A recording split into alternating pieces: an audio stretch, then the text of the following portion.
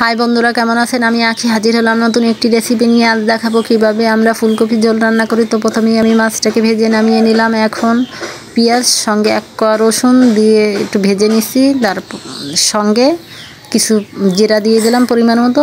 পেঁয়াজ জিরা ভাজা হয়ে গেছে, নামিয়ে নিলাম।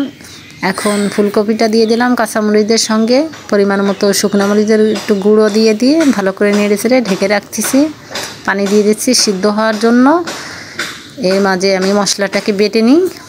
তো সিদ্ধ হয়ে গেছে, এখন পরিমাণ মতো ঝোলের পানি দিয়ে দিই, সঙ্গে মাছটাকে দিয়ে দিই, ঢেকে রাখি কিছুক্ষণ। পানি টকবক করতেছে, এখন ধনেপাতাটা ছড়িয়ে দিই। তারপর বাটা পেঁয়াজ জিরাটাকে এখন দিয়ে দিচ্ছি। তো দেখুন, একটা কফিও ভাঙি নেই।